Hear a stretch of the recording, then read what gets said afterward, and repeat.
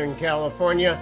The winds continue to blow, albeit at about half the speed of the night before. Last night was just a windy night, and nothing major started except for a fire in the Hollywood Hills, which hit about 9 p.m. East Coast time, rapidly grew up to 40 to 50 acres, and everything that could fly went up there. I was watching it live on Channel 4, and KNBC is doing a great job, by the way. All of the local affiliates, Channel 5, Channel 13, Channel 11, Channel 4, Channel 2, they are all doing a great job. And many of these reporters, I am not at all concerned they ought to be breathing this stuff. I know that it's the job of a young reporter to go make their bones at a disaster. That has been the way forward in American media for as long as I can remember. Dan Rather standing in the waves of the hurricane, I think it was off Galveston 1,000 years ago, made his name as a reporter. So young reporters are devil may care. But this is the most toxic air I can imagine. Everything in Palisades has burned to the ground. And I'm sure you've seen some of the pictures.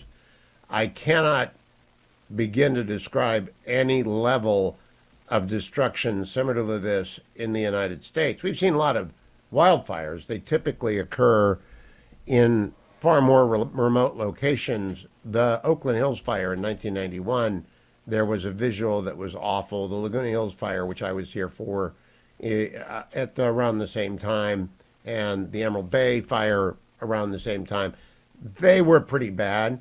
But the Palisades fire is probably the worst fire I've ever seen. And I'm 68 years old in terms of leveling everything. And what is coming to light, the anger that is bubbling, normally the shock would last the week. And I moved my show next week to the afternoon, and it'll be easier in the afternoons to tell you what has happened during the course of the day. But overnight, firefighters continued, and they've been up, some of them 72 hours straight now, have been focused on the Hollywood Hills, because if it breaks out of that Runyon Canyon area, which you may or may not have seen in watching national news, it would just rampage through very densely populated neighborhoods like Pacific Palisades, and we would have another Pacific Palisades. Sylmar has lost a lot of homes. Pasadena has lost a lot of homes. Nothing really this far south. That's the sound of me knocking on wood, because I was at the university yesterday talking with a variety of people about their commutes in and out, and the commuting is all whacked out all over Southern California. But that's nothing. That's a minor inconvenience compared to people who have literally lost everything that they intended. I say, meaning lost everything. Don't think to yourself, oh, they've got insurance. A lot of them, it turns out, didn't. I did not know this. Why would we? State Farm, and they were my insurers for many years. When my old friend Jerry Tardy was alive, Coach Jerry was a State Farm agent, so I bought from him, and when he died, some of my policies went over to USAA, so that the best insurance company in the world is USAA. I love State Farm. I love working with Jerry. Well, it turns out that State Farm canceled 16,000 policies in the Palisades last year. And they did that. Good old government, good old Democrat government regulators on the State Insurance Commission denied State Farm the kind of premium increase they need for the risk that California presents. And many of these people have no insurance. Some of them are wealthy, but they're not that wealthy. Moreover, if there's anyone out there, open up the phones for me, Harley, 1-800-520-1234. If you have ever lost your home to fire, I would like to hear about how long it takes to get organized and what you have to do. Because these homes are in the coastal zone, number one. The coastal zone is the world's most difficult place to develop because the California Coastal Commission is run by communists and morons. It's a bad combination, communists and morons, bad combination. Some of these people don't have insurance, so they may not be rebuilding at all. They'll be selling their lots and taking their losses, and that's a tragedy. But some are going to want to rebuild, and people like my buddy Bud the contractor, he's out of the game, right? Bud's 80 years old. He's not doing this anymore. Even though my studio's fallen down, I can't call Bud. There are people who have packed up and left California because the cost of doing business here are so extraordinarily high. I really have no idea when people are going to get back into this neighborhood. This neighborhood was I've only been there a half dozen times in 35 years. And the reason is you can't get there from here. It's like trying to get out to the, what's the name of the hill, Dwayne, where the surfers are out in, it's where Jan Gennaro lives. Palos Verdes, the Palos Verdes Peninsula. Lovely place to live. You can't get there from here. It just takes forever to get to the Palos Verdes Peninsula. Well, getting to the Signal Hill. Oh no, Palos Verdes is what I was talking about, and it's a wonderful place to live. But you would never, like Redondo Beach, where Kurt lives. Kurt Schlichter drives down here. I don't know what time he leaves when he does the sit-in for me. Probably at 11 p.m. the night before, in order to arrive for a 3 a.m. takeoff in California, because it's just very hard to get. The Palisades is like that, or was like that. But when you look, and we're showing you live feed of Channel 4, and we're showing you various channels and pictures, nothing you can imagine. You would have to actually binge watch LATV, because I know the rest of the country is doing little cut-ins, but they are not bringing to you the full extent. And now there's an insurance crisis. And what I wanted to concentrate on is the management of this. Well, let's start with Karen Bass, mayor of Los Angeles, longtime member of Congress, tourist when this was coming, and everyone knew it was coming. Like today, the Santa Anas are supposed to kick up again. So I think we have to get through tomorrow night before the weather report becomes the fireman's friend. Karen Bass at the world's worst press conference yesterday upon her return hastily from her vacation in Africa, cut number 2. Medicine, a bag packed and ready. Again, this is an active situation. And conserve water to the extent that you can. We want to make sure that we are ready if we need more water. But make no mistake, Los Angeles will rebuild stronger than ever. Right now, if you need help, emergency information, resources, and shelter is available. All of this can be found at URL. Los Angeles. Oh, isn't that together, just wonderful? All of this can be found at URL. What is URL? We don't know. I don't know.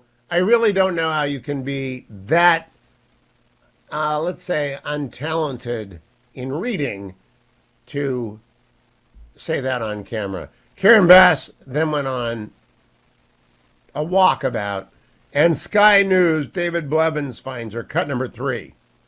Do you owe citizens an apology for being absent while their homes were burning?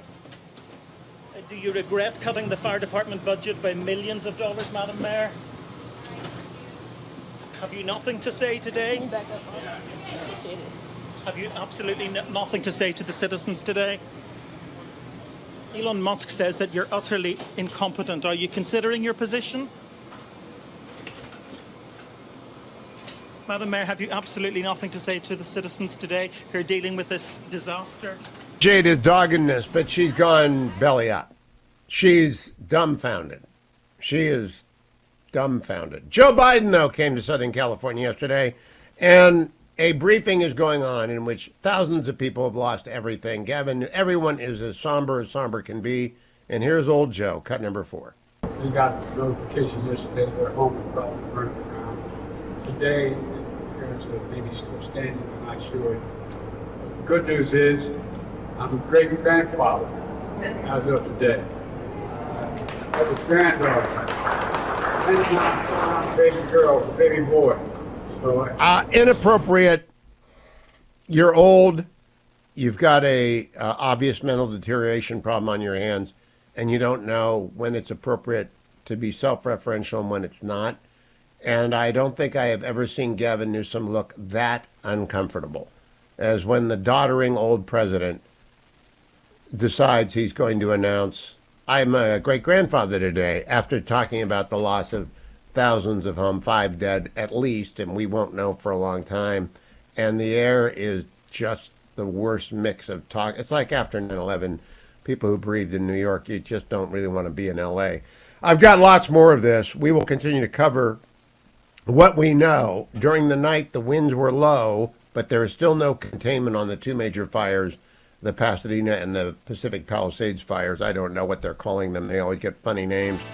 But I'll be right back with the latest from Southern California today. I'll be doing this for 2 more days, today and tomorrow. And then I move into the afternoon, 3 to 6 p.m. on the East Coast. So do not miss the Hugh Hewitt Show. Chris DeGaulle is going to come and take over these hours as I move over to take over the hours vacated by Seb Gorka, who is going back to the White House to help former and future President Trump on the National Security Council with counterterrorism.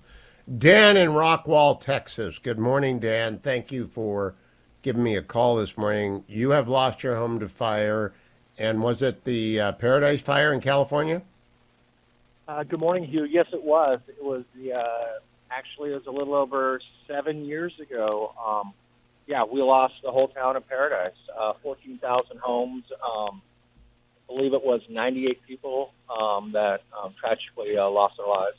Right. It was until this fire, I think, probably the most shocking fire, and the loss of life. I hope you still hold the record. What was the aftermath like, Dan? I'm curious what these people in Palisades are looking at, and in Pasadena and Sylmar and throughout the Southern California region. You know what? There's a couple dynamics as far as I see it. The whole industry of the insurance has changed. I was overinsured. There was a lot of people in Paradise that I still know that were with smaller carriers that just went out of business, and they were left with nothing. They got a partial settlement from the PG&E, but it was nothing to rebuild. The people that are going to be going through this now, their insurance has changed. They're not going to, if they do have insurance, it's going to be very minimal. That's going to help them out. You're also looking at the regulations of California. You're going to have the Coastal Commission. You're going to have the building codes of Southern California. These people that are blue down there are going to turn red because they have no idea what's in store for them. Not only the emotional impact of what happened to their home, to their lives, you know, everything they built, but they're going to finally upfront face what a lot of us have been seeing for a long time, these regulations, and it's going to take years, if not decades, for them to rebuild this. That's what I don't know that anyone really is focused on. California's complexity when it comes to actually building a house is so ridiculous, especially in the coastal zone. What happened in Palisades? Did it ever rebuild? Paradise, actually, Paradise. It's still in the, that's fine. It's in the process of rebuilding. I saw the writing on the wall, and like I said previously, we just moved within a couple months. We moved to a suburb of Dallas, which is Rockwall, a beautiful area, and bought a house and just started our lives. Our kids moved out into the same area. So I just sort of just picked up and moved and just didn't look back. That is a good approach. It is not an approach that is going to be open to some of these people whose lives are tied to the business of entertainment that is, I mean, the Palisades is where Hollywood lives in large part, so I don't know what they do. But there are also a lot of people, I'll play some tape a little bit later, the tragic impact. How long did it take to absorb that you'd lost everything? And what is the best bit of wisdom you can offer to the victims who are listening around the clock to updates about their situation? You know, it's something that I think about not as often as my wife or my children. I sort of put it into the past and look to the future. I turned to God and just asked Him to, help me with my path and how to go forward. I leaned on my church and my close friends. These people are in for just years of just turmoil. It's going to be devastating for them. I know that they have their business there. I think this is going to be just a huge wake-up call for the just the problems that they have with the state. And I think that It is, Dan. I appreciate the call. The state is in a world of hurt. It's why I left. It's why you left. It's why millions have left. And I don't see any way forward until they go back to the California of Reagan and Pete Wilson and let the state be great. And that would require massive changes in the state. I'm going to talk a little bit about this for the rest of the benefit of the country with Vic Mattis. Vic Mattis is the weekend editor of the Washington Free Beacon. He is the co-host of the Getting Hammered podcast and my weekly guest who will be traveling to the afternoons with me, no longer having to get up at 6:30 in the morning and looking so bright and happy this morning. Vic, I have a big question for you. You're a newsman. Yes. When we have a disaster in California, how much does it register? You know, I've lived off and on here since 1978. I'm a Beltway guy now, but I'm out here to teach for 3 months. I am curious, what's your reaction to this catastrophe? There's nothing really other word that serves. Yeah, that's right, Hugh. You know, a good friend of mine who used to live out in California, he used to say that it would drive him nuts when the news was dominated by hurricane news. You know, a big hurricane's coming up, you know, to Florida or wherever on the East Coast, and it's like, okay, it's just 24/7 coverage. We get it already, but they're out on the West Coast, and it doesn't resonate as much. I mean, it's terrible, but you know, how does it affect them? And we would say to them in response, well, you know, I mean, you know, we're seeing, you know, California wildfires. That's always a story on your end, and it doesn't really affect us until it kind of does. And I think a lot of it has to do with the visuals, the optics, because there are fires, and they've documented, you know, obviously for a very long time and dominating news. But I don't think I've ever seen anything like this, particularly the way these kind of I guess you would call them chaparral fires. They've expanded very. I mean, they're not forest fires anymore. They've expanded into communities, and they turn into structural fires, which are stories in themselves. And whole communities. I mean, it looks like a scene from that '90s movie Volcano with Tommy Lee Jones, but it's real. You're surrounded by an apocalypse. It's unspeakable. So, yeah, it's on everybody's minds from coast to coast. I can assure you. I look at, you have a great picture there. People watching on the Salem News Channel can see that Vic's got a great studio from which to talk. And you've got a bookshelf behind you. Every one of those books represents a choice. And everything in everybody's house represents a choice, and it has significance. To lose thousands of homes of that sort and scale, as well as businesses, and the people who work in those homes. And I was trying to explain this to Martha McCollum yesterday. Second order thinking, every one of those homes has workmen, craftsmen, people who cut the lawns, people who clean them. Every one of those businesses have worker shifts, 3 shifts sometimes. I think it's a loss of tens of thousands of jobs and an extraordinary amount. But does it make the news beyond one day of visuals? It's making the news since it started.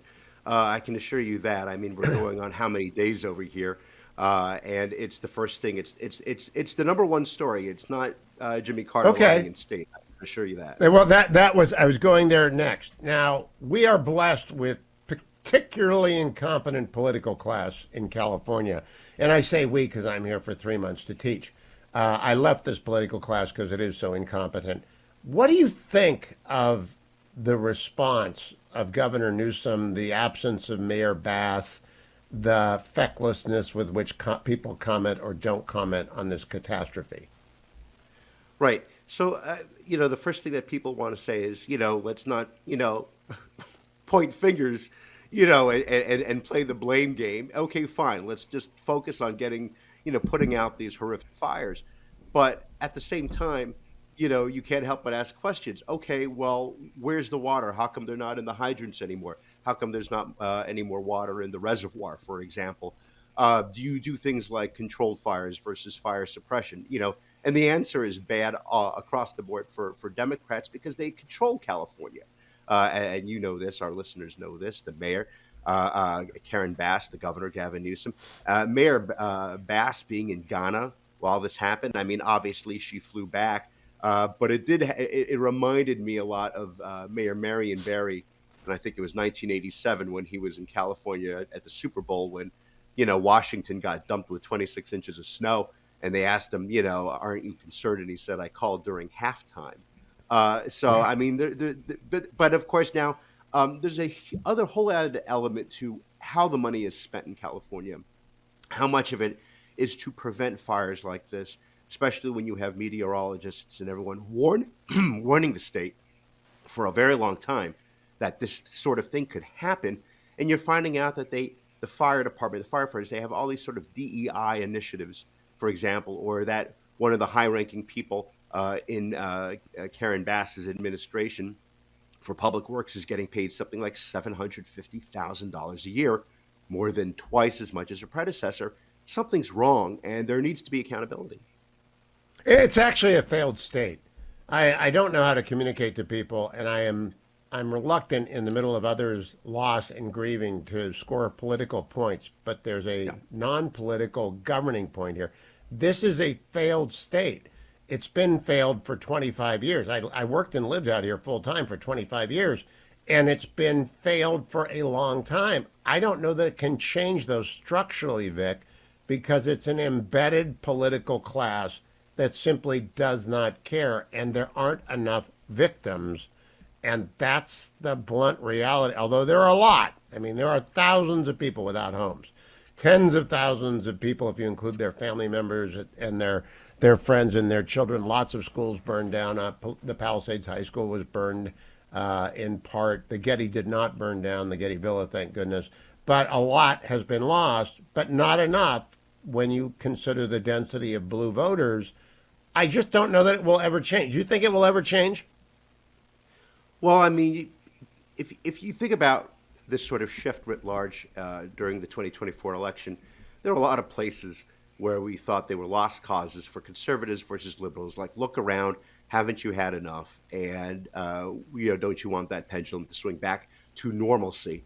And that's happened in certain places. I mean, there are places in the state of Florida, that we thought would never, shift from voting from liberals to conservatives, and certainly in city centers. And among minorities, black men, Hispanics, they've come to the realization that, certain people have been in power for a very long time. And wait a minute, it dawns on them. I know what you're saying about, Donald Trump or about some Republican candidate, but I'm going to give that a try because there has to be better. This is a wake-up call, I think, certainly for a lot of Californians, that if they think they can do better than the current leadership, then they need to realize that. And but as you mentioned, there are a lot of people who would feel that way, Hugh, and they left. They left the state. Yeah, well, yeah, that's a lot of us just gave up. My friend Carl, who ran a house painting business for 30 years in Fallbrook, he moved to Texas. A guy just called in who got burned out in the Paradise Fire 7 years ago. He moved to Texas. People that can leave, people who cannot leave are stuck with the bill. And now the insurance companies are just going to simply walk away from California. It's actually going to become too risky to live here, Vic. Yeah, that's right. I mean, there are a lot of changes that have to be made. I don't know what the solution is. I mean, there are plenty of things that, if you live in California, that can be done for your house. For example, trying to make it more fire safe, the vents that come in so the embers don't come in and set it on fire from the inside and things like that. But you're dealing with, a colleague of mine who's a native Californian. He was telling me when he was growing up in Encino, the fire department would come around regularly to just clear out the brush because there's just so much brush and small trees which cause those kind of fires. And then they just stopped coming, and the brush is now out of control. And then you have a fire like this that I believe may or may not have started because of some fireworks, gone bad. They thought they put it out, but they didn't. And the next thing you know, you have this massive, massive disaster on the West Coast. And it's, it just can't happen again. I mean, they have to do something. And, when you have a lot of people, thank goodness, on social media exposing some of the insane multi-million or billion-dollar sort of initiatives for California and what they're spending time on, and this fixation on DEI versus actual fire safety, that has to stop. No, it's a completely shattered political culture. And I hope people, if the only good thing that comes out of this, and there isn't going to be any good thing that comes out of it, is just to focus on the absolute insanity of the California governing class. It will be a good thing. A quick exit question, Vic, because I've got to do a little selling here. When you are doing Getting Hammered, is the Free Beacon doing a podcast as well? The Free Beacon used to do a podcast. It was a legendary podcast called Write and Writer. But it was it's sort of a different time, a different place with a great cast of characters. People always say to bring it back, and I always say it was lightning in a bottle. I'd like to see the Beacon come back with its own new podcast again for a new era, a new time. So stay tuned. Hopefully, one of these days. Yeah, because I do believe I asked the former and future president on Monday if legacy media was bleeding out. He thought that was too tough of a term, but he said, yeah, that you got to fire everyone and start over. I actually don't think that's the key. The key is just people are going to leave and go to the Free Beacon, go to Getting Hammered. I wonder if you sense that. Is it fundamentally shifting so that the Wall Street Journal will survive? I'm not sure anything else does. No, I think that's right. And we've been very encouraged from the amount of sort of the readership and the attention that people are paying to places such as the Free Beacon, where we're breaking stories and making news. It started obviously way before the 2024 election, but in that election itself, we started to ask questions that the mainstream wasn't asking, such as, did Kamala Harris really work at McDonald's? Let's take a look at that. Or did Tim Walz was he really in Hong Kong during Tiananmen? Let's really look at that. And we'll continue to sort of, ask the questions and break the news that the other side just doesn't want to do. And again, the big one was the fact checkers. We were told, by meta fact checkers that Joe Biden did not have a problem reading that teleprompter. Everything that he said was intentional when he said, to repeat or whatever it was, and he's reading clearly the line, and they said, no, they meant it. He meant it. And how do the fact checkers know that? Because the White House told us so. White House told him, prosper and grow, Vic Mattis. Follow him on X at Victorina Mattis, and go and subscribe and like Getting Hammered. Dr. Michael Oren joins us from Israel. Ambassador Oren, of course, longtime ambassador of Israel to the United States, joins us as often as we need in the last 15 months of war in Israel. Good morning, Dr. Oren. I would like you to tell us what you think of the status of the hostage deal, because Secretary Blinken keeps saying it's this close, and I keep hearing from people on Team Trump, it's not really this close. We've heard it's this close many, many times, Hugh. It's always good to be with you, of course. We don't know. We don't know if there's a deal on the table. We don't even know if there's a table. In fact, as of last night, to the best of my knowledge, Hamas had given a list of 34 hostages it wants to, it intends to free, but of that list, a number are dead. Israel does not want to negotiate now for deceased hostages. It wants live hostages. It won't give details. It won't give all the names. It's herding cats with these guys. You're dealing with a terrorist group which is now very fractious, diffuse, as its leadership has been eliminated. Nobody really knows. Now, Dr. Oren, on Monday on this program, the president-elect repeated, hell to pay if they are not released when he is sworn in. He has done it again. That's 3 times. Donald Trump doesn't usually say something 3 times unless he has something in mind. How do you interpret that? How do Israelis interpret that? We interpret it the way it sounds, that he's going to take measures that haven't been taken before, like putting immense pressure on Qatar and saying to the Qataris, if you don't get these hostages back in 12 hours, I'm going to put you on the list of states that support terror. You won't be able to do business in the world. How about that one? Steps against Turkey, enabling Israel to go full measure into areas in Gaza where the Israeli army has not gone to this point, including the center of many of these of the refugee camps in Gaza. So there are ways you can ratchet this up that the previous administration was unwilling to abide. And we see if that will prove. We are still up against a dynamic in which the previous assumption that by increasing the military pressure on Hamas would be more apt to release hostages. But we found that when we increased the military pressure, Hamas didn't release the hostages, it executed them. So it is an extremely complex dilemma. And I hope that the president will give us more free rein. When he talks about Iran, he's been asked a couple of times. I did not ask him because I know that he will not answer about military plans. But he has not evaded the idea of striking at Iran. Do you think that's on the table for Donald Trump? I do too. I do. And I think he'd prefer a diplomatic solution. I've heard he preferred to negotiate. But in stark contrast to previous administration and the Obama administration, which sought to appease the Iranians to the negotiating table, to incentivize them by relieving sanctions, I think that the next president will try to seek to bring the Iranians to the negotiating table on their hands and knees and begging for a deal to get out from under punishing sanctions. And the regime is very, very weak right now, as you know. When you look at today, we are burying Jimmy Carter. His funeral is today at the National Cathedral. President Biden is going to give his eulogy. It's kind of appropriate in that they're both failed presidents and they have their friends and their admirers, but mostly history will judge them harshly. Do you think there's much difference between Carter on Israel and Biden on Israel? Yeah, I think Biden was a person who actually cared about Israel. He had Israel in his heart. And, you know, he had some policies that were very, very problematic for us. I don't know whether he was calling the shots or not. But very problematic and put daylight. I was very interesting. And if you listen to Tony Blinken's interview with the New York Times last week, it was very revealing. I did. Yeah, and he kept on saying, well, Hamas, every time there was any daylight between Israel and the United States, Hamas concluded that it could dig at his heels and not be more intransigent. Well, who put daylight between us and the United States? It was this administration over and over again accusing us of acting over the top and dehumanizing Palestinians and killing entirely too many Palestinians. That's all the daylight. We didn't do that. They did that. But I think that Dr. Oren, I was reminded then the old joke about orthopedic surgeons having a dent in their forehead because they're always going, "Oh, of course," and it's kind of funny in orthopedic. And when Blinken did that, I said, "Oh, what do you know? There was daylight. Where did that come from? Are they really that unself-aware?"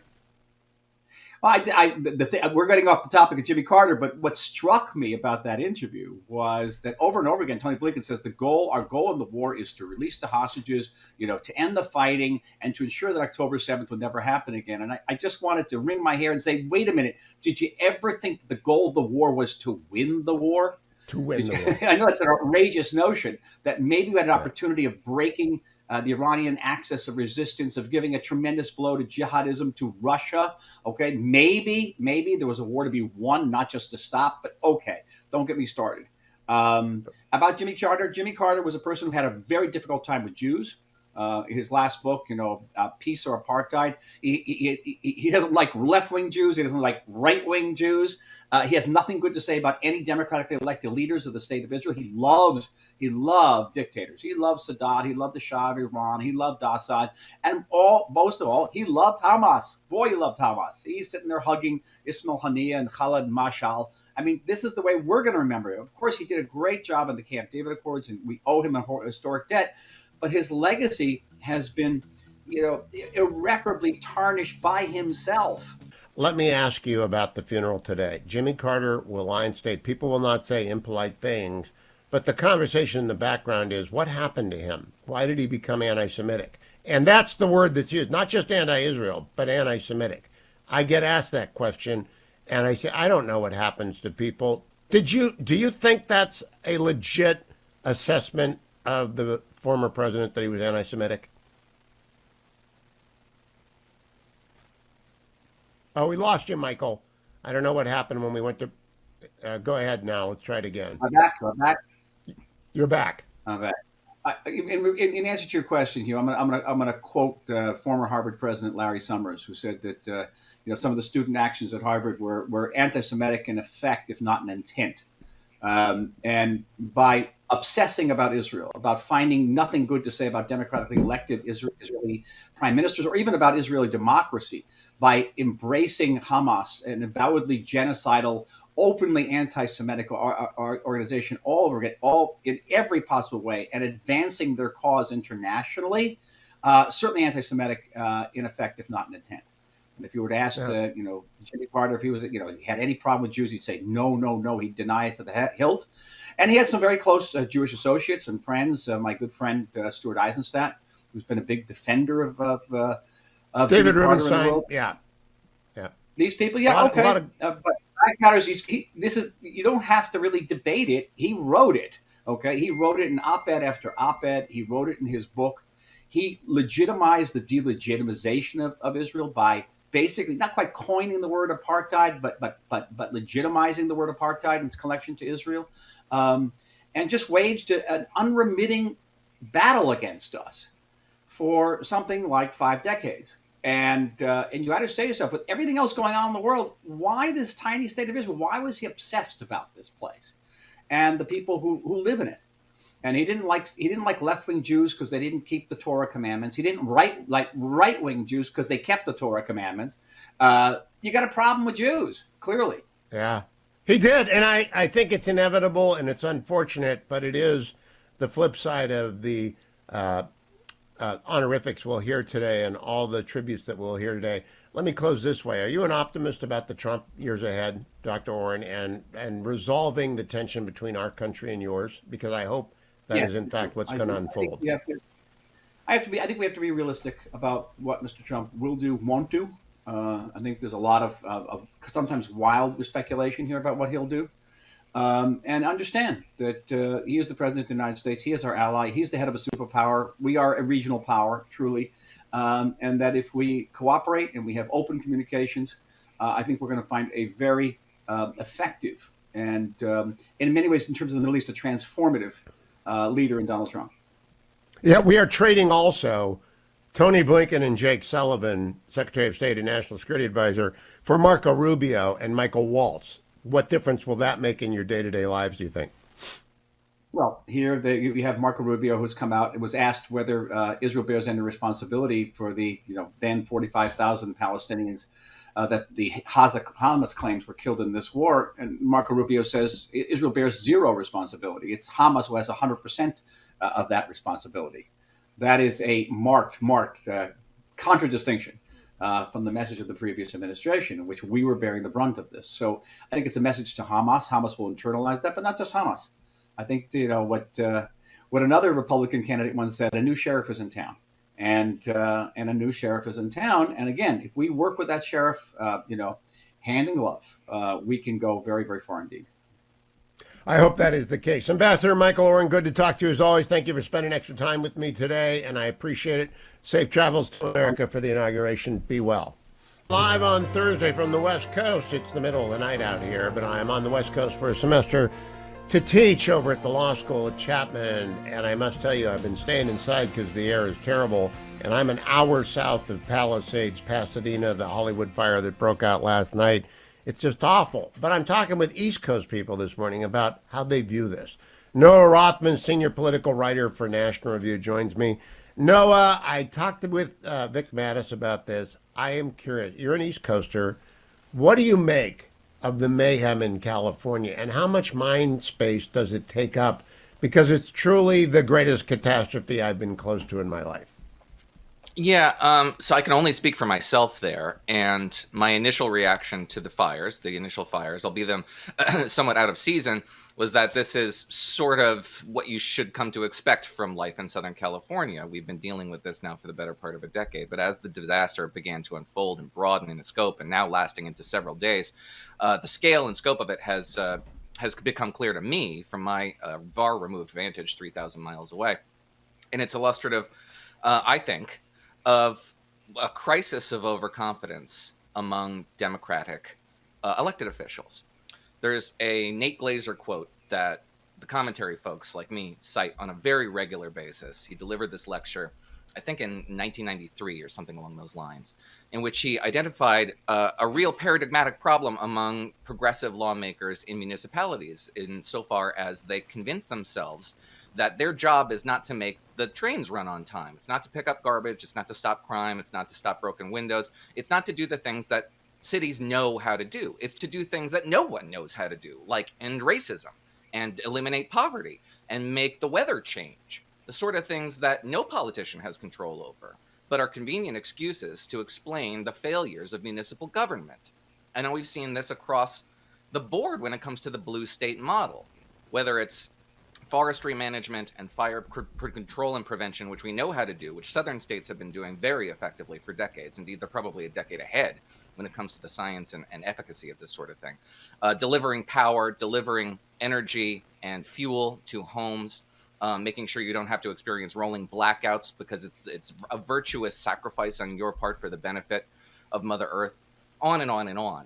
The model that the blue states and blue governors and blue municipal leaders have appealed to is one that compels their citizens to accept dysfunction in the name of broader, grander objectives.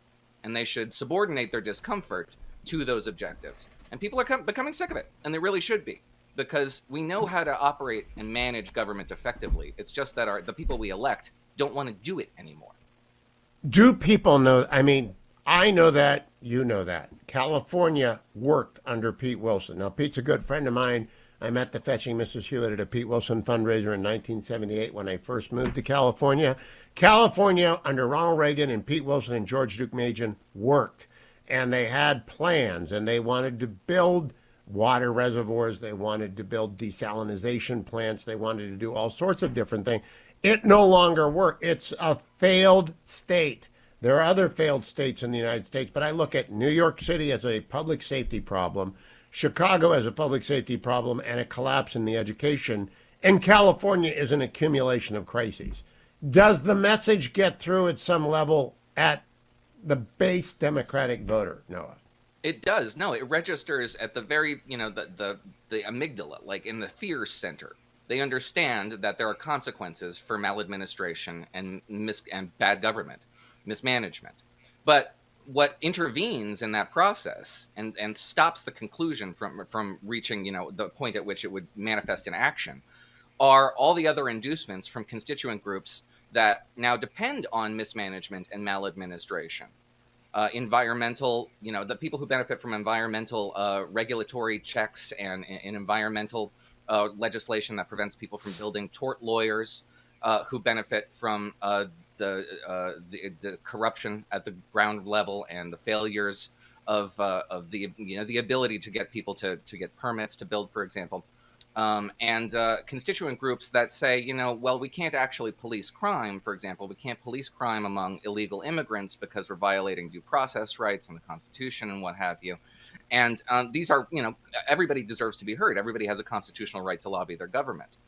But to be prohibitive, to pay prohibitive attention to these constituent groups with their various disparate, very parochial interests, to a degree that it paralyzes you and disadvantages you because you're ignoring a much broader host just to satisfy these very marginal constituent groups, is the reason why Democrats find themselves in the place they're in. And they just can't get out of this doom loop, because if they were to sacrifice one group, throw somebody under the bus, Sister Soldier moment, as it were, all the other groups perceive themselves to be, or they, at least those who engage in the thought process, think that if they're throwing somebody else under the bus, all the other groups go with them.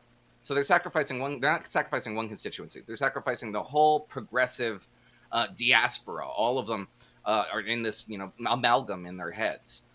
And it's a paralytic So condition. I got to ask you a quick question and a big question. Quick question is, you threw an anatomical reference at me about the, what part of the brain were you talking about there? That's why I love reading Noah. What is it? The amygdala, the fear center, I believe. I'm not not an expert on the brain, but that's what I think. Well, you're a lot more of an expert on the brain than I am. I didn't know we had a fear center. The second thing is, you're a young man. I'm an old man. You have young children. I have grandchildren. The question becomes, I really have no idea what this blue world, California, New York, Chicago, is going to look like in 30 years. I mean, are we talking about a Mogadishu? What do you expect to happen in these places? Well, I don't know about that. I'm certainly hoping we don't have, armed warlords, creating little fiefdoms in a lawless future Los Angeles. I don't know what it's going to look like. We're going to see more the flight of the tax base, to the point at which it is no longer absorbable. At a certain point, you can only wring so much money out of the constituencies you have left, and at that point, you either appeal to the federal government for bailouts, or you accept bankruptcy and restructuring. That's pretty much the trajectory on which a lot of these cities are on, Chicago in particular, but Los Angeles isn't far behind. And yeah, it's one of those things where things that cannot go on forever will not. I think paraphrase the economist, I forget his name. But nevertheless, eventually these cities will encounter material conditions in which they can progress no further beyond them. And usually that has a lot to do with money and lawsuits. And we're going to see. Oh my God! The door with lawsuits. If you could see, Noah, I don't know how much of this you've seen. Pacific Palisades may be the most expensive neighborhood in the United States. I don't know if there's a home there that was destroyed that was under $3 million. These are very influential, very successful technocrats, Hollywood people. They're the best of the brightest of the left coast. If this doesn't do something, I don't know what will. If it doesn't make people stand up and say, my God, we can't keep governing this way. But I don't think it will. I actually don't think it will. What do you think? Yeah, well, how would that happen, Hugh? Because you would have to see a reaction from this constituency, which has been the most pliant, which has been the most willing to absorb the kind of discomfort we were talking about earlier in the name of all these grand causes. They convince themselves that, yeah, you know, there's a lot of disadvantage out there, and maybe we're doing pretty well for ourselves. And it's kind of an altruistic impulse that, yeah, we should endure because others suffer elsewhere in the universe. And maybe that rationalization process continues. Maybe they manage to convince themselves that, yeah, well, this is just the cost of doing business in the social justice environment that we want to see in the world. I don't know. They've been able to rationalize the kind of unacceptable mismanagement and maladministration that they've been experiencing for decades. So why would that stop now? Water pressure failing to appear and fires destroying thousands of homes are the sort of moment that might present a path forward. But I got to tell you, the one thing I think is that the red states are going to get redder and the blue states are going to get bluer, because the people who have got half a brain are going to get out of these places. Last word to you, Noah. No, it seems to be the case. You know, there is some evidence that the people who move from California to Texas, for example, do bring their slightly left of center politics with them, and we have seen some evidence of that. But for the most part, the people who are getting out of blue states because they oppose the blue state model do so because they like the red state model and vote to continue that way. So yeah, I expect to see this level of dysfunction continue for a significant amount of time, up to the point at which we see people no longer subordinate their basic elementary demands of good government to high-minded ideological abstractions. At the point at which we see people say, that's very well put. I hope you write that, Noah. That is in fact the problem, is that picking up the trash and making the fire hydrants work is very low on the priority of the California Coastal Commission. I hope you write that. Nate Glazer prescribed the solution to this almost 40 years ago now. And it's time for us to revisit, you know, the wisdom of the people who actually knew how to make government work. Now we decided all of a sudden we knew so much better than them. We didn't. It's time to go back. And James Q. Wilson, who came out here to try to save California. Nathan Glazer, James Q. Wilson, the entire commentary crowd, they actually knew what was coming. Noah Rothman, thank you. As always, from National View, I appreciate it. It is my penultimate day as a morning drive host. I become an afternoon drive host next week, driving you home from work on the East Coast, giving you a lunchtime break on the West Coast, and all of my affiliates. I hope you just move me right down from 3 to 6 on the East Coast and noon to 3 on the West Coast. And every day that you can't find me, you can find me over at Highly Concentrated Hugh on any podcast network, Apple, iTunes, Spotify, the Salem Podcast Network. Like and subscribe to the YouTube channel. Follow me on X. You will not lose sight of me. In fact, I think I'm going to be expanding soon to new adventures. I'll tell you about that in the weeks and months ahead. Let me tell you that I am rarely caught out the way Noah Rothman threw a fastball at me. The amygdala is a pair of almond-shaped structures located in the temporal lobes of the brain. And during the break, we learned that is a half of an amygdala right there. That was Dwayne, a very big amygdala.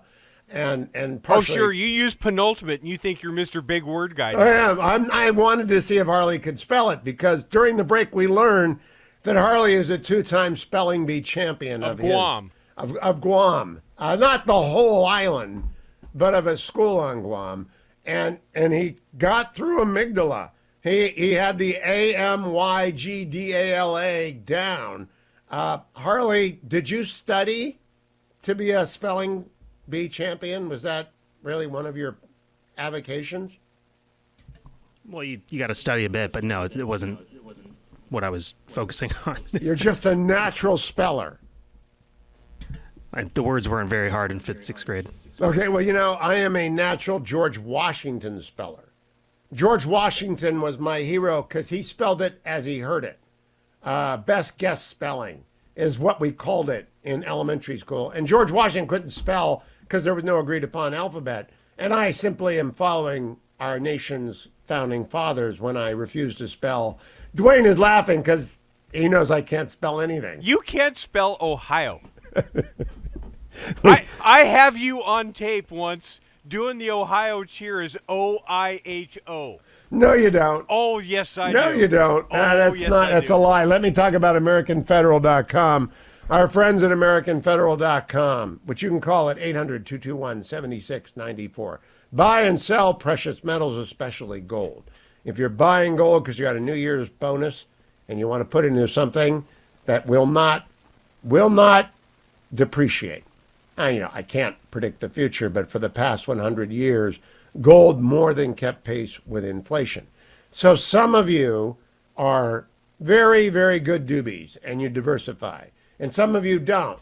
And others of you put all your wealth in A or B or C and you write it, and others like me diversify.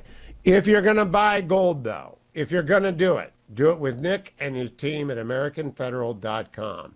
800-221-7694. They are honest. They are transparent. They are rapid in their response to your phone call. They will walk you through it. You have to get them the cash. They do accept cashier checks and checks, but the money has to be in their hands. They don't play the float. There are a lot of fine gold dealers in the United States. There are a lot of not so great ones. I love American Federal. I love they go into the afternoons with me so I can tell the whole country about them at the same time. But if you're going to buy gold or silver, go to AmericanFederal.com. 800-221-7694. Yesterday, the Dow was up a quarter percent. The S&P was up 0.16%. The NASDAQ was down 0.05%. Gold is at 2,687. The markets are basically treading water for 12 more days and hoping Joe Biden doesn't blow anything up or screw anything up, and that's not always a good bet. So they're holding their breath until Donald Trump. And we do not know what he's going to do. But when we come back, I'm going to talk with Rusty Reno, editor of First Things, about what Pope Francis is doing. Because while we have a catastrophic situation out here, Catholic Church is in a bad way as well. In Studio West, as we continue to follow the devastation of the catastrophic fires, I do want to take a moment to cover another bit of news, which is of particular import to Catholics. And I got a note from my friend Archbishop Chaput up in Philadelphia, the retired Archbishop of Philadelphia. He said, you really ought to talk to Rusty Reno. And I listen to whatever the Archbishop says, and so Rusty Reno is joining me for the first time. Rusty, welcome to the Hugh Hewitt Show. I cannot believe I have not made your acquaintance before. Well, I'm a great admirer of your show and think you're one of the smartest commentators out there, so it's a real honor to be on the show. Well, it's good to have tricked you. I love First Things, but it's good to have tricked you.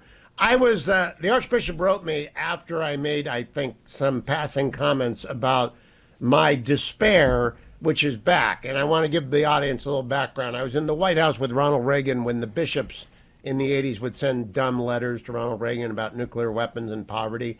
And I left the church for a long time. The Archbishop brought me back in.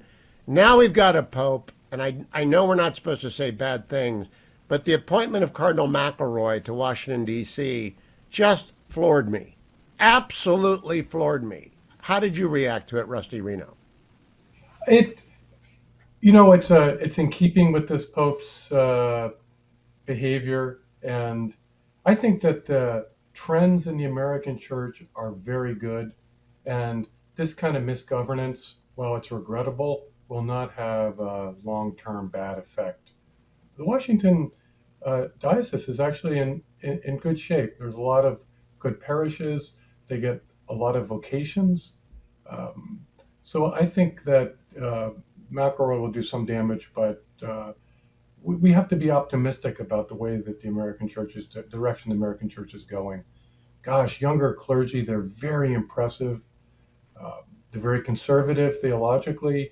They don't have the same mushy-headed views about politics that you described from that generation that produced the document on peace and then nuclear weapons and then the document on poverty, both kind of woolly-headed liberal thinking. So I guess I didn't lose any sleep over it, is the short answer. Well, let's expand then. Give me some hope. My diocese is Archbishop Burbage, who's very good, and my priests in Alexandria are very good, and I am very happy with young seminarians emerging across the United States. But our bishoprics, like Francis, just doesn't like us, does he, Rusty? I think it's fair to say that Pope Francis is anti-American. If you think about it, is it that surprising? A man of his generation from South America, they took the anti-Americanism from their mother's milk. They blamed all their problems on us, CIA intervention or whatever. That was the explanation for their own problems. And again, I think it's a generational thing. My experience is elite Latin Americans under 50 do not have that same knee-jerk anti-Americanism that the generation that was young when Fidel Castro took power has. And Bergoglio, Pope Francis, he's from that older mold. And I think he's largely ignorant of the United States. And he came on a papal visit, but otherwise has no experience in our country. And also, we should not underestimate the extent to which Vatican bureaucrats are cut from the same mold as Brussels EU bureaucrats. And well, that's very well said. What I'm worried about is grandchildren, great-grandchildren, and the church that they will inherit worldwide. And I don't know anything about the College of Cardinals. I don't know these people. He just sort of randomly picks people. Do you think there's a good possibility that John Paul II can emerge from the next conclave? Oh, gosh. I warned my friends when Pope Benedict resigned that we were very lucky for a very long time to have really towering men in the chair of St. Peter. These are once in a lifetime, once in a century. I mean, John Paul II was extraordinarily courageous and charismatic man who has unique life experiences under Nazism and communism. Pope Benedict was undoubtedly one of, if not the most learned man of his generation. So I just would urge listeners to have a realistic expectation about the next pope. But I would say this, we should not assume that because a man appoints cardinals, that those cardinals are going to slavishly follow his agenda. Don't forget, every cardinal that elected Pope Francis was appointed by John Paul II or Benedict. And something similar will happen, I believe, in the next conclave. I think there tends to be a pendulum swing, and I think there's a lot of frustration in the global church with Pope Francis's style of governance, which is very erratic and authoritarian at the same time. It's the worst possible combination. I don't think people outside of Catholicism know that, Rusty Reno. I think they look at him as being, the smell of the sheep, the original year of good press, the honorific movies and tributes he received. But he really is a cranky old guy who doesn't have an ideology. As far as I can tell, he doesn't have an ideology that extends far beyond, I don't like America, and I'm not going to promote Gomez, even though it's the largest archdiocese in the United States. He's not a conservative. I'm not going to put him into the college. It's petty. He is a petty pope. That I agree with that sentiment. That's certainly what I hear from my insider friends, is that he's purely political. His nickname when he was Jesuit provincial was, I think it was the eel, kind of going this way and that way, without. And to your point about not really having ideology, I think there's a lot of truth to that. Okay, so this brings me to the bigger issue. First things. It has for years been standing in the gap for Catholics who are center-right and other people of faith who are interested in discussions about faith. How is First Things doing? And have you put your toe into the podcasting water? I noted that you did a podcast that I haven't listened to yet, but I'm not sure it's a First Things podcast. I'm very into the mission of encouraging alternative media to displace and crush old media, legacy media, and First Things is part of that. We have a monthly magazine. We have an active website, new material every day, firstthings.com.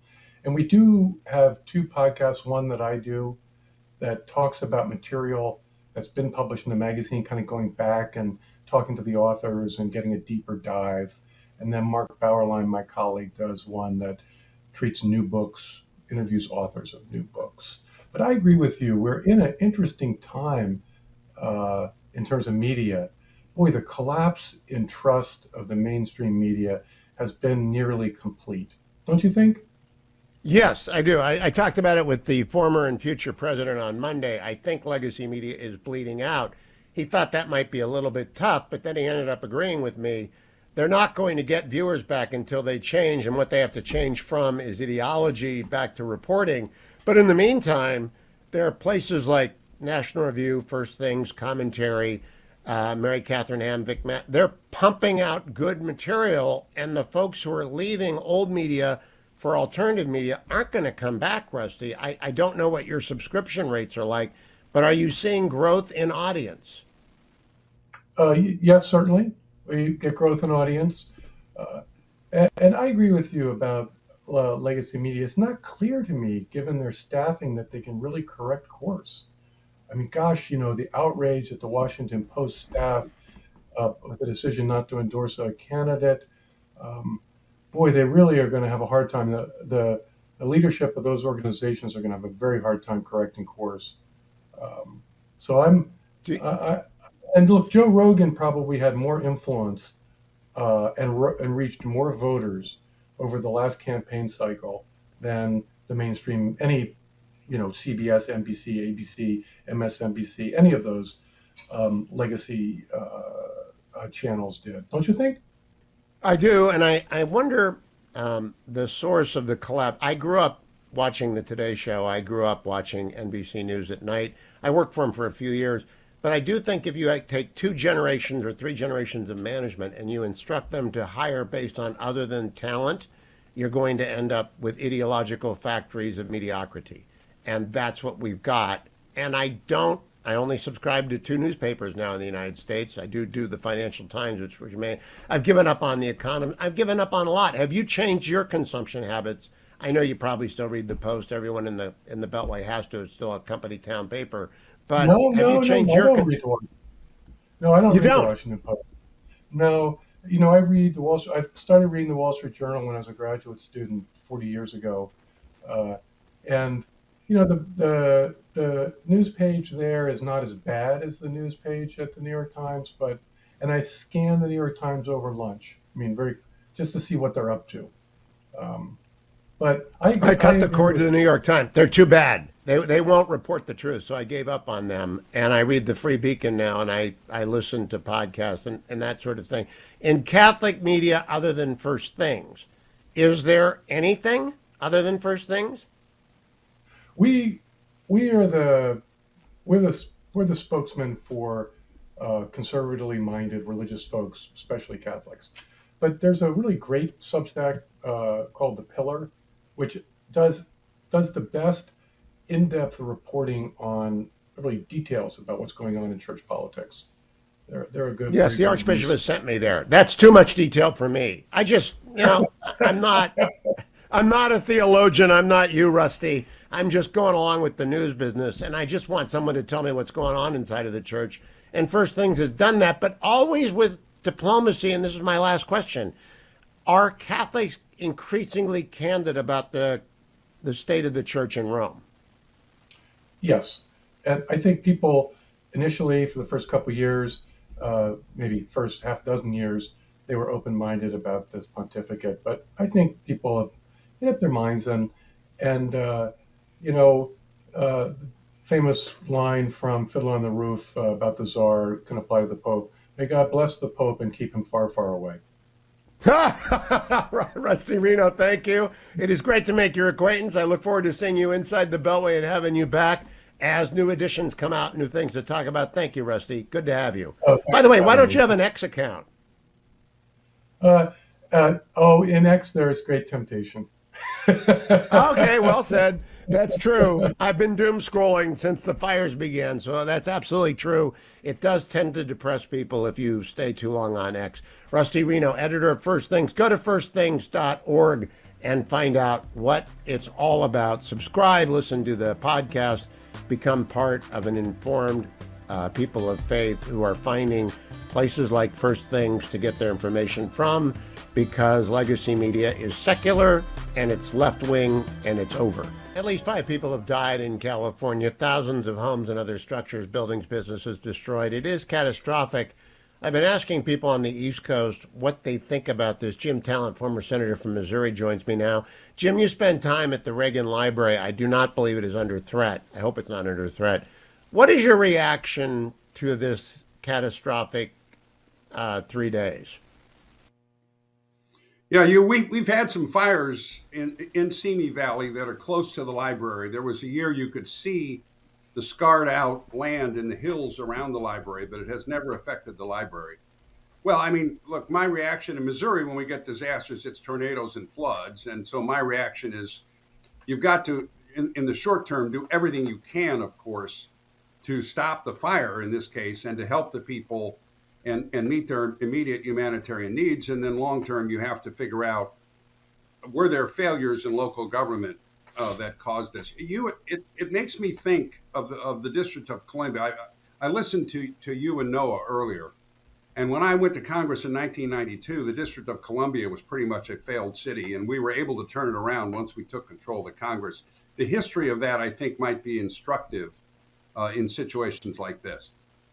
I wonder if Congress would ever pass a new part of the bankruptcy code for states, because I think California is going to be bankrupt pretty soon.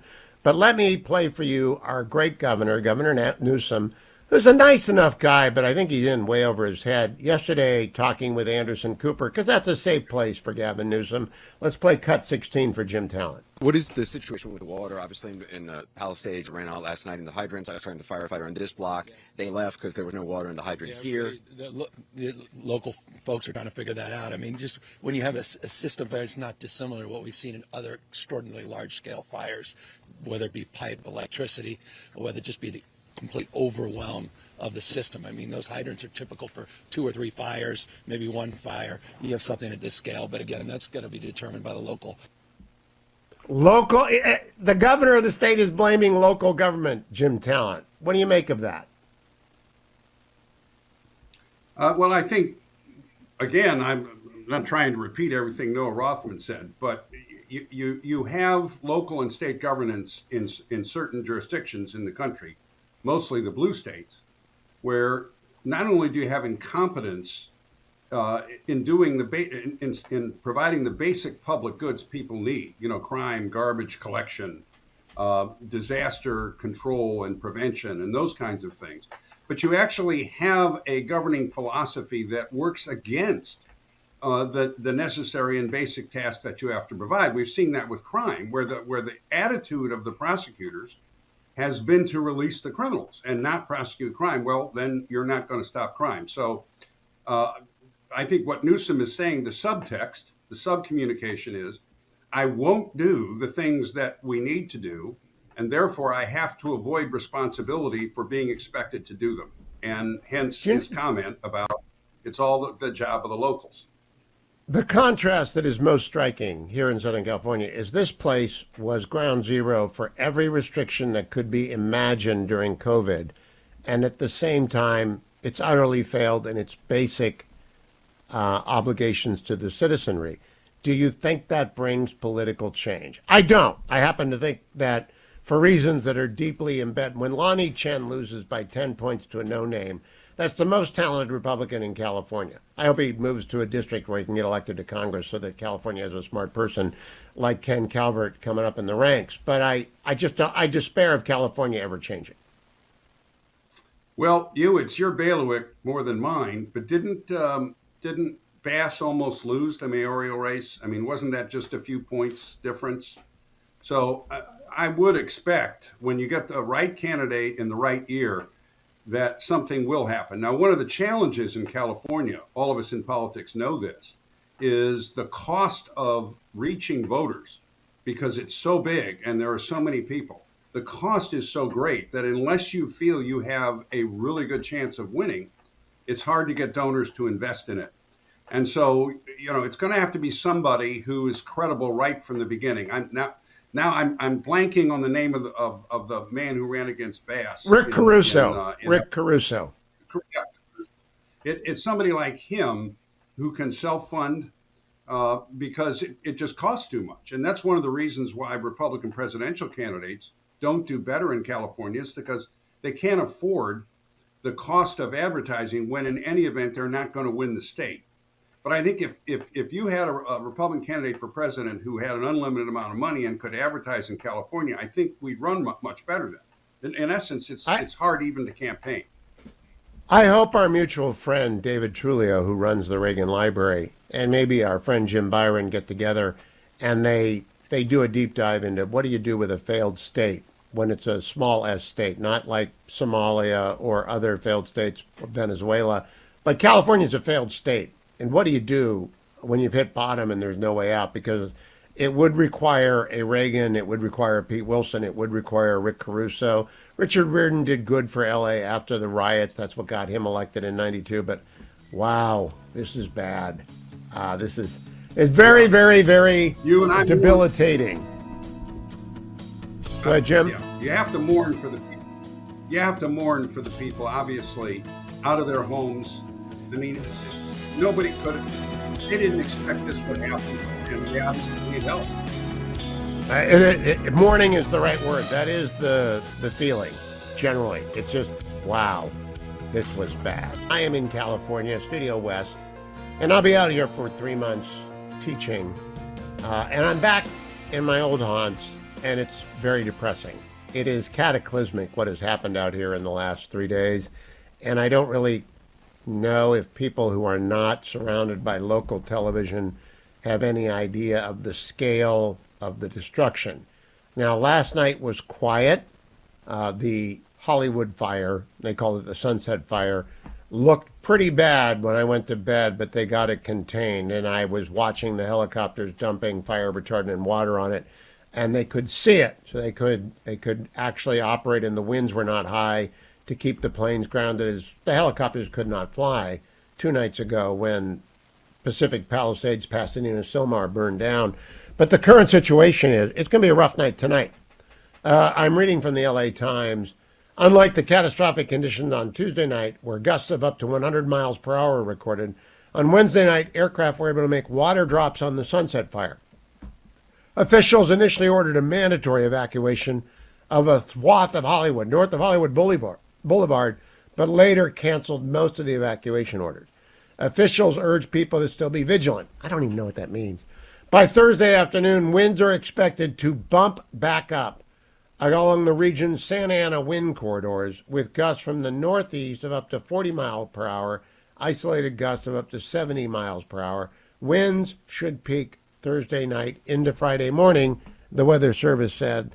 The Weather Service warned that foothills facing the south could face erratic winds, which may lead to, quote, chaotic fire growth. Thus far, the Palisades fire. Remember, a square mile is 640 acres.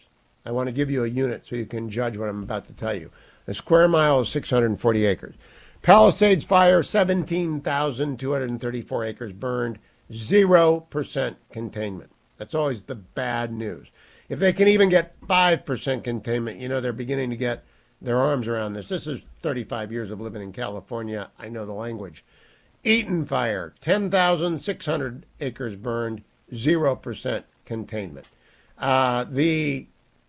The prospect for getting this under control is not good. Now, having told you the bad news, and I mean thousands of homes are gone, thousands. I believe the number is somewhere north of 2,000 homes and businesses have been burned to the ground, nothing left. And that means tens of thousands of people who are in great sorrow. There was a moment that I caught yesterday where a 90-year-old man who had burned out in Pasadena is approached by KCAL's Amanda Starantino, and KCAL's Channel 9, very good television station. And I believe Dale and his daughter, Michelle, are being interviewed. I want you to hear this. This is Resilience Bottled, cut number 5. Been seeing it all morning long, starting yesterday at 6:30 when this fire first erupted, and these neighborhoods have been so impacted. I'm just going to get straight to it. Dale and Michelle, Dale was in this home for 60 years behind us. You've seen it all morning. I've seen you looking at it all morning, but you said it just really hit you. Yeah, I don't hear very well, so I'm sorry. Okay, so you were telling me that the emotions just hit you. Oh, they just hit me about 5 minutes ago. And when we came up, I couldn't believe it. But 5 minutes ago, I was sitting in the car by myself, and tears just came over my face. So, and my entire history is in the house. Yeah, Dale, he raised his family here. He's been in this home right behind me. It's still, parts of it have flames still burning here. It's been going all morning long. He's been here for 60 years, raised his kids in this house. I mean, what are you feeling when you see your house like this now? What'd she say? How do you feel looking at this morning? I'm going to break down again. That's what I feel. It's my whole life. Everything was in there. So we lost everything. You shape up. You're supposed to be a support. Anyway, I'm okay. I'll be okay.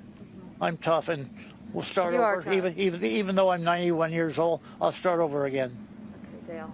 And what is your message to your neighbors that are going to be coming back just like you?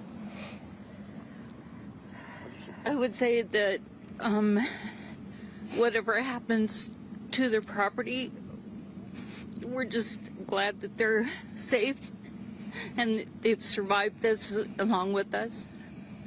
And thank you for all the personnel that are here that are fighting the fire. Is just amazing, and thank you to all of them and to you. No. All right, now what I love about this, Dale is Greatest Generation stuff. Right, he's 91 years old. He's Greatest Generation. I would have asked, did you go to the war? I think it's his daughter. It might be a friend. It might be a niece. And he begins to wobble a little bit. He's 91 years old. He's lost everything. His house is in embers behind him. And if you're not watching on the Salem News Channel, you can't see it.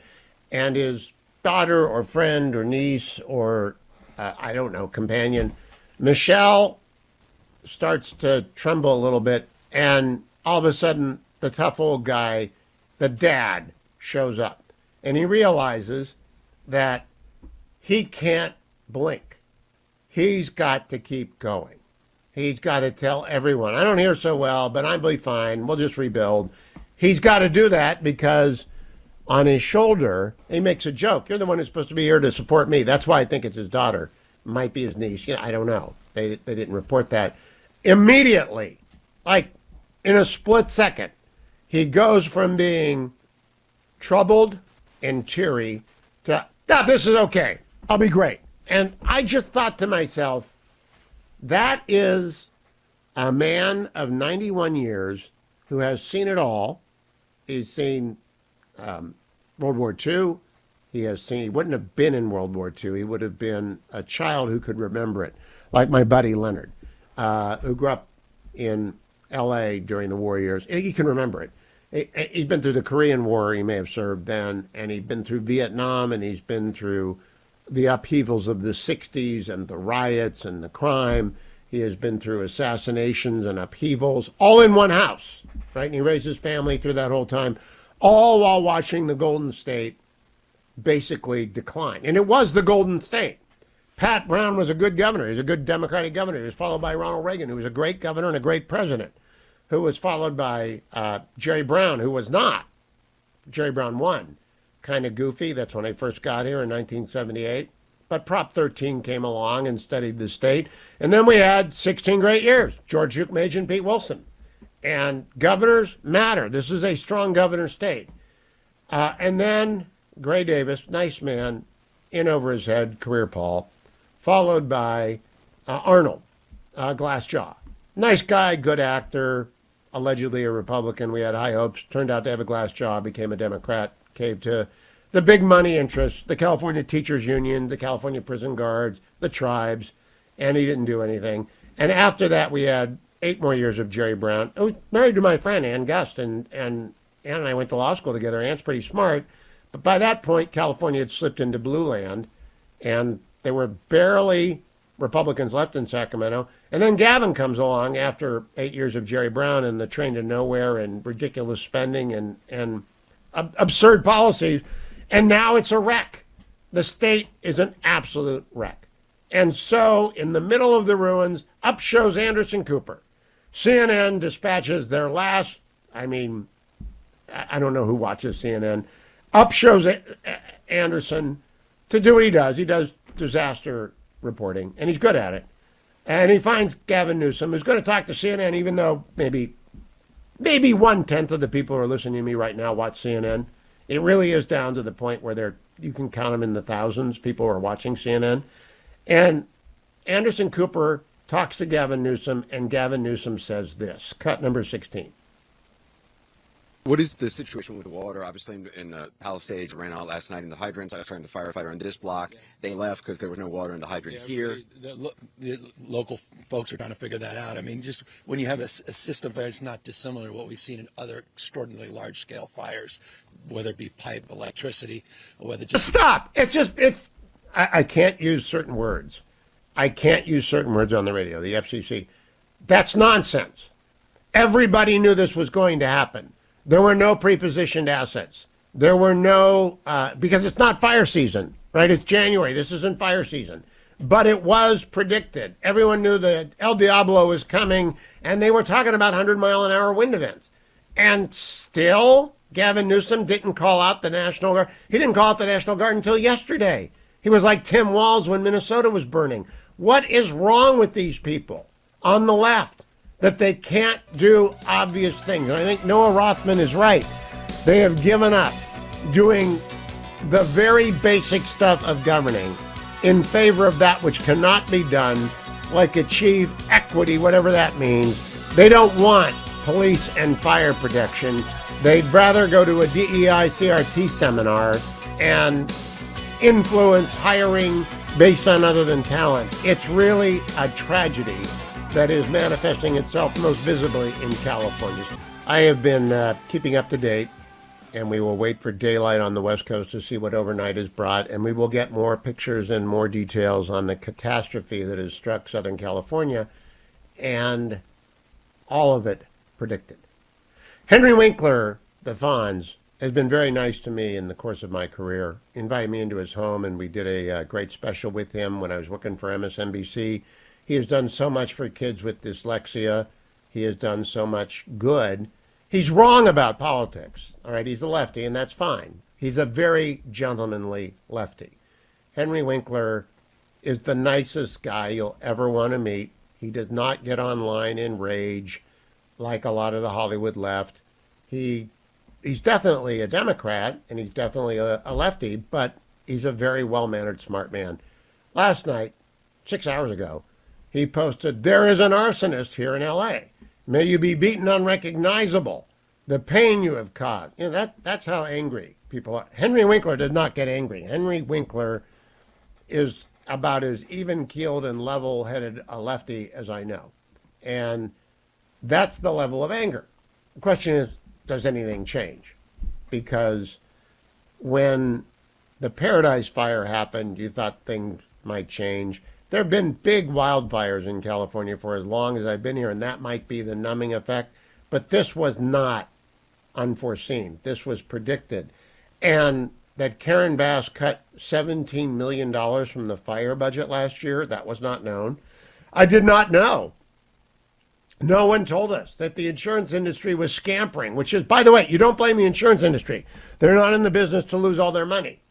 They're in the business to insure houses against occasional fires. They're not in the business of making up for Southern California Edison's refusal to do maintenance for 30 years.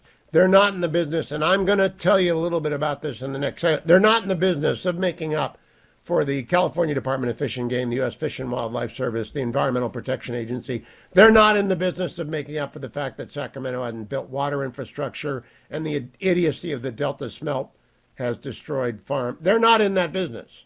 But now, the wake-up call. Now, will people remain alert? Probably not. I'm not an optimist. I'm not moving back to California.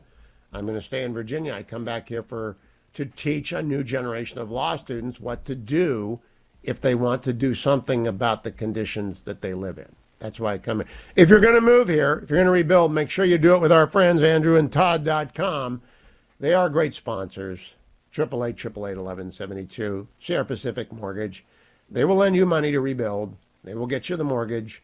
And if you're moving somewhere else in the country, they serve all 50 states. They are, I've got great sponsors. All my sponsors are terrific, like Relief Factor, I'll be talking about in just a moment. But Andrew and Todd, particularly when you have to move or you've been dumped out on the street by natural disaster, and you want someone who is a professional and will actually work on your behalf, these are the guys. Call them at 888-888-1172. Or you have to move because you've been transferred and you don't like these interest rates because it'll take Trump a year to get the interest rates back down. You got to call them, 888-888-1172, because they will get you financed, they will get you into the new house, and then they will refinance you down as interest rates decline under a second Trump boom. I got a new Fox News column up, by the way, on the rhetorical agenda ahead of Donald Trump, which I would recommend to you. He's got 5 big events coming up after the inauguration, before the farewell address, beginning in April at the 250th anniversary of the shot heard around the world in Lexington and Concord, going on to our 250th birthday. He's also got to welcome the World Cup to the United States. He's got to welcome the Olympics to the United States. He's got to do the 25th anniversary of the horrific day of 9/11. But he's got a rhetorical agenda. I write about that at Fox News. In the meantime, when you look that up during the break, also remember andrewandtodd.com. For anyone who lost a house, for anyone who needs to buy a house, anyone who needs to refinance a house, 888-888-1172. Who to blame? And I'm in California. I will be here for 3 months teaching. I have lived off and on in California from 1978 to the present. And I come back every year for 2 or 3 months in the winter when I'm teaching.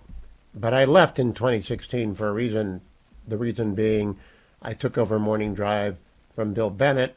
It's easier to do on the East Coast. But now that I'm going to move to Afternoon Drive next week, I'm not moving back to California. It is a failed state. It is a state in utter collapse. And there is a reason, and there are people to blame. And I was going to postpone this until next week, but the anger erupted yesterday. And it's going to continue to erupt as the scale of the devastation across places like Pasadena, which is old school California, and then the Palisades, which is glitterati California, and then whatever happens today and tonight, we're going to have another day of Santa Ana winds. And I want to begin with a fact. Santa Ana winds are a feature, not a bug. And it's got nothing to do with climate change. All right, we have been having Santa Ana winds from the first time I got out here in 1978, and I arrived in California and said, my goodness, this is the most beautiful thing I've ever seen. And if you drive from the west side of LA, as I did, down to San Diego, you've driven the most beautiful stretch of the country, unless you happen to drive Pacific Coast Highway north. And that's the most. Why is it so bad here? Why does nothing work? I take part of the blame on myself. I thought term limits were a good idea. Term limits are an awful idea in state government because they lead to people of very little ability putting up their hand and saying, why not me? Instead of people like Willie Brown, and God love Willie Brown. He drove me crazy. I thought Willie Brown was the problem. I was wrong. Willie Brown was actually a coherent, very smart, very shrewd. Willie Brown is kind of like Donald Trump, only a West Coast version who was doing Trumpian things long before Donald Trump showed up on a national and international level. Willie Brown was about the power and getting things done. He leaned forward to me back in the days I did the nightly news in L.A., and my favorite interview ever. And I said, why do you do what you do? You've been doing it for so long. And he leaned forward and said, Hugh, I must admit that sometimes I simply enjoy the raw exercise of power. I like that.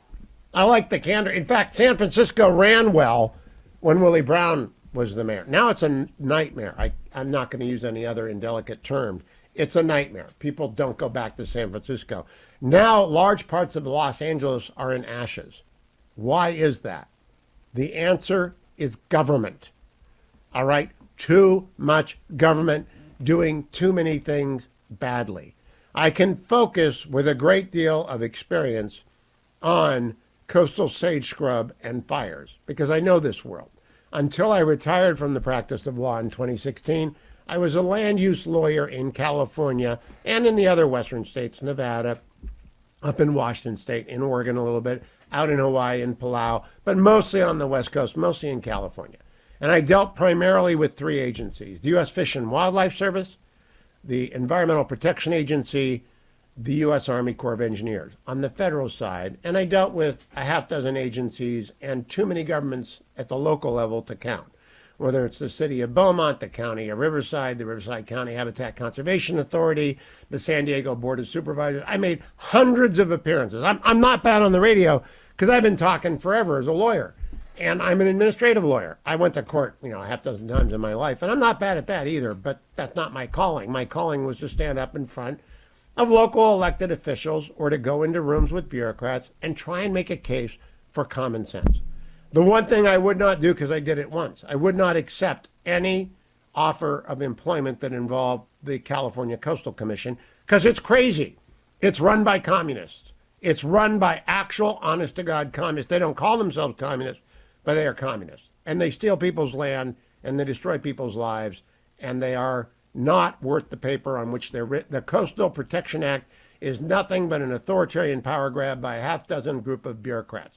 Now, what about the California Department of Fish and Game or the California Wildlife Commission? I appeared before them often. I went as far north as you can go. Siskiyou County. I've been in Tulare County. I go down to San Diego. I know every part of California at every level. California's bureaucracy is full of less than bright people. I'm not going to call them stupid. They can read. They're literate. They are, however, inanimate for long periods of time. Federal bureaucrats, worse. The best thing I have done in the last year was have a long lunch with Doug Burgum, our incoming Secretary of the Interior. And I am very optimistic that Doug Burgum is going to break the China. He has to. And I am very hopeful that Lee Zeldin at the EPA is going to break the China. He has to. They have to get together. They have to crush the U.S. Fish and Wildlife Service. They have to demolish Region 9 of the Environmental Protection Agency. They have to stop their bureaucrats from stopping people from doing ordinary, normal things that California did right through the time that Pete Wilson left office. California would clear coastal sage scrub. California would not let forest undergrowth collect in masses of fire that we saw go up in Yosemite. California would not allow, under Pete Wilson, Richard Riordan, when he was the mayor of L.A., he would not have cut the fire budget for $17 million so he could give it in gift cards to illegal immigrants who've come over Joe Biden's open border. It is a nightmare. I have told you last year when I was here, and 2 years ago when I was here, I went with Judge David Carter, a Clinton appointee, to the zombie apocalypse that is Skid Row in L.A. and could not believe my eyes. There are 70,000 people, many addicts, many mentally ill, many simply ravaged by fortune and fate's choices, on the street in a human apocalypse that nothing happens about. San Francisco has open-air drug markets that they closed down for the Chinese Communist premier Xi Jinping when he came. They cleaned up for a couple of weeks. It's back to being what it is, which is a place you don't want to be. You don't want to let kids walk around in that city. And the homeless problem has spread everywhere. I am going to bet that we are going to find out that some of these, not all of these fires, are set by homeless people in encampments. That is unfortunately a feature, not a bug of California now, is that homeless people make fires. And when they do, they often start brush fires and they are usually put out. When they do that, I don't know what the reference to fireworks was that I heard earlier. Nobody knows why this happened. But I know why it spread the way it did. They were not planning well. They did not clear the Santa Monica Mountains of the coastal sage scrub, which grows and grows and grows and grows until it burns. If you go back 200 years, California would have massive fires and we know this because of the species that come up after a fire. But people came to California, and it's a great place to live, and they build homes. And when you build homes, you have to build infrastructure. And you have to have police, and you have to have fire, and you have to have water systems that deliver water. It's the basic batting and running and base running of governing. Fire and police, roads, potholes. It's not glamorous. It's what governors like Mike DeWine do, governors like, well, Ron DeSantis does. Now, there are some problems that come with the development of climate change, and that is insurance companies are trying to figure out what to do about flooding, but they are not figuring out what to do about climate change and fires in California. They're figuring out that nothing works in California, and they don't want to insure anything here because the government can't deliver anything on time anywhere with any level of efficiency. Now, if Officer Tom is out there, I'm not talking about you, Detective Tom. We have great men and women. I covered L.A. every night for 10 years on the nightly news. I co-hosted the nightly news for PBS, so it was a half hour, right? And we had left or right. I was the right-winger, right? I was the conservative, not very conservative, but conservative, center-right guy. Pat Morrison, lefty, great writer, brilliant woman from the Los Angeles Times. Ruben Martinez, great writer, brilliant lefty, just a lefty. And Kerman Maddox, Democratic operative, very smart guy, good friend. And we would just, from the LA riots forward, I did 10 years of covering everything. And I would come in with the perspective of a guy who represents landowners. People own land, they're not allowed to protect it. And what we need the Supreme Court to do, the answer is property rights. I want to give you the answer. If you give people the right to protect their property, they will. If you deny them that right, they're going to have their houses lost in catastrophic events like this. They're going to get beat up on the street. Their streets are going to turn into a shambles. You have to vote for people who want to do the dull and boring things of governing, that want to pick up the trash, that want to empower the police, that want the fire department to be fully funded, that do not give a crap about DEI, because DEI's got nothing to do with going into the face of an inferno and putting it out. DEI has nothing to do with water pressure. DEI has nothing to do with stopping bad guys. It's got everything to do with finding the people who are so equipped to do that. More important than all of that, President Trump needs to tell Doug Burgum and Lee Zeldin, go out there and preempt everything. Shut down these crazies at the California Air Resources Board. Shut down these crazies at the Air Quality Management District. Shut them down. And Congress, don't give any money to California for this. Do not do it. Do not bail them out, because they have been spending money like drunken sailors on pensions that no one ought to get who has not been in combat. No one ought to receive a state pension higher than a colonel who has been in combat in the United States Army or Marine Corps, or a captain in the United States Navy. That's it. That'll be the top of the pension ladder. That's not the case in California. It's a broke state. It's out of money. And you know what? It's going to run into the wall of we can't fake it anymore because of the unfunded pension liabilities, which are massive, because of the California Teachers Association, the California Prison Guard, the tribes. They have all run California for their private benefit. And Gavin Newsom, God bless you, Governor, you're not very good at this. You're horrible at it. And I hope Rick Caruso runs. And I hope everyone in California who wants water delivered, who realize, you know, Pete Wilson was a pretty damn good governor. So was George Duke-Machen. We really do need someone who has the emergency power, who is going to get stuff done. And we have got to roll over the blue California. It's a super majority left-wing nutter government. It's like living in the worst government of Europe in California. The problem is government. To quote Ronald Reagan, government is not the answer. Government is the problem. And that's why we have the cataclysm that is California, the catastrophe that is this week. Joined by Josh Kraushaar. Josh is the editor-in-chief of Jewish Insider. Josh, the Jewish community in Los Angeles have been very hard hit. At least one synagogue and Jewish school that I know have burned down. Have you been following this for Jewish Insider, the calamity we are living through out here?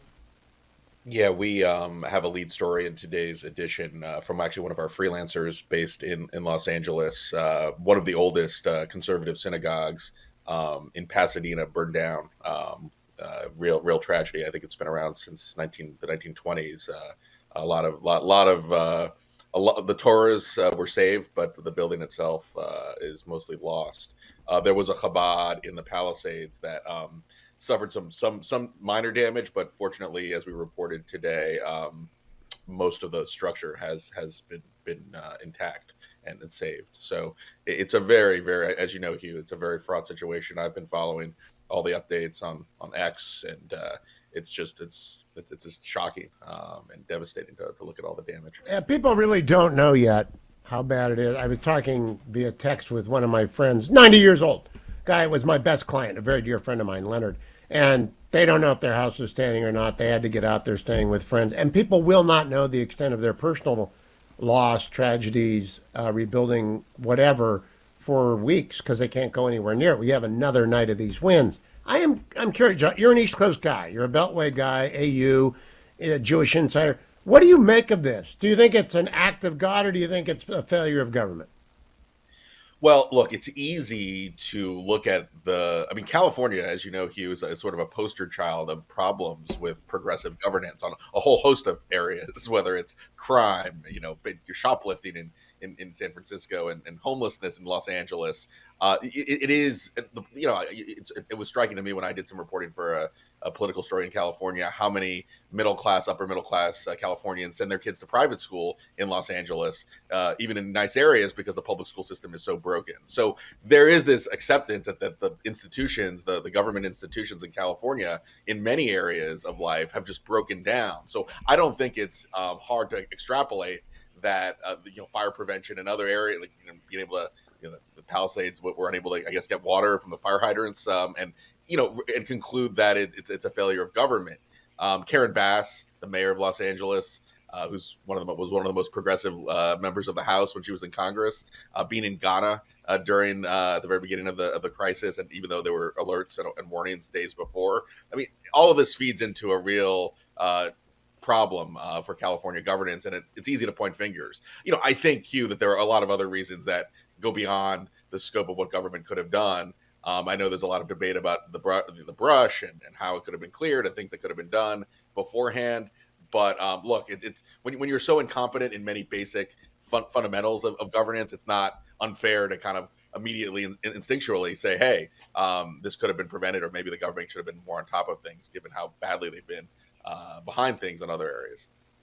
If California was a business, Josh, it would be bankrupt. It would go into bankruptcy. A receiver would be appointed, and serious steps would be taken, such as, breaking the ridiculous pension guarantees that have gone to California Teachers Association retirees over the years, to the firefighters and the policemen whom we are praising. I'm not doing this out of both sides of my mouth. It's just that they've got very good unions, very strong unions. The tribes have got strong unions. I wonder, do you think there is even the possibility that California could become Florida? There's no reason that every state can't be governed as well as Ron DeSantis governs Florida. It's a choice. But do you think that choice is even remotely possible in your lifetime, much less mine? Well, I think sometimes you have to hit rock bottom before you get back up. Look, stranger things have. California was a conservative state, not that in my lifetime, right? Ronald Reagan was governor of California. It was sort of the center of the conservative movement, not a generation ago. Things happen, things change in the long term. Look, I am struck, Hugh, that you can talk. There's a lot of partisan spin back and forth. The best thing that I look at are the metrics: who's moving into a state, who's moving out of a state. Throughout most of my lifetime, California was the fastest growing state. People wanted to live there, even with some of the issues, the natural, just the sheer natural resources that California brings to the table. It was a magnet.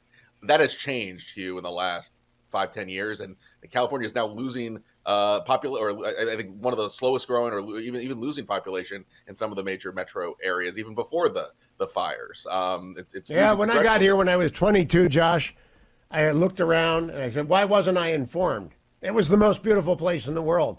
And it's been tragic, absolutely tragic. I just don't know that it can be reversed.